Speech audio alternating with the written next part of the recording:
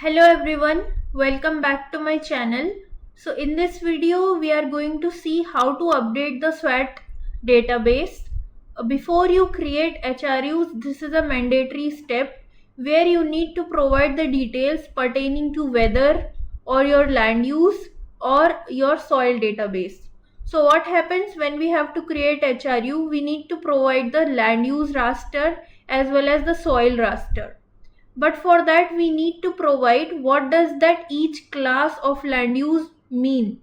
So in SWAT 2012 already some default databases are there.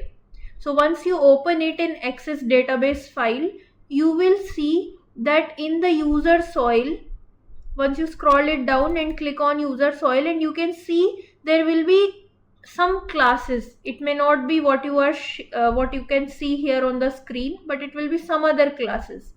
So we need to provide our classes which are present in our soil raster. For example, we took the FAO soil database, so the classes have to be according to the FAO database, all the properties of the soil, the hydrological group, the depth of the soil, and then the properties of hydraulic conductivity and other things.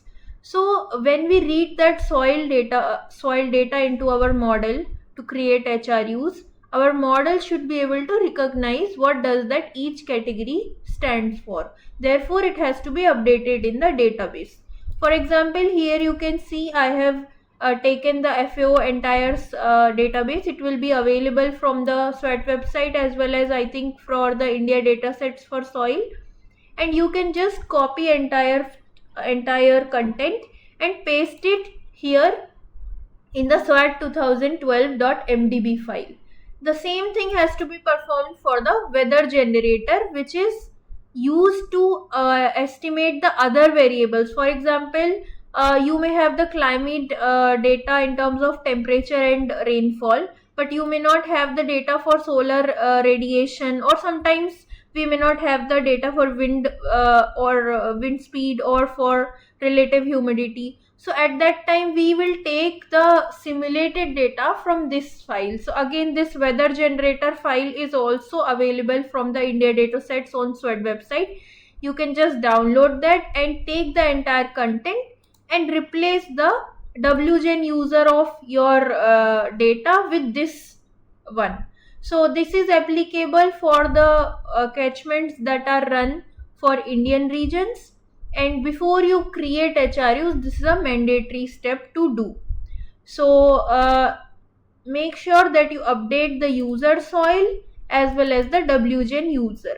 Now in case you have some extra land use classes which are not present in your crop file, for example in this SWAT 2012 you can see these are the land use classes that are present in the crop data, but you may have some other crop which is not there in the code, so you have to update this here.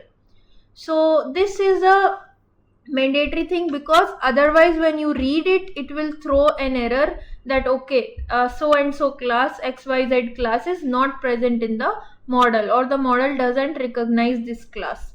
So we have to make sure that we update the land use data as well as the soil data and weather generator WGen user data. So WGen user and user soil, these are the two things we should update before running the step of creating HRUs. So right after watershed delineation, we can perform this step.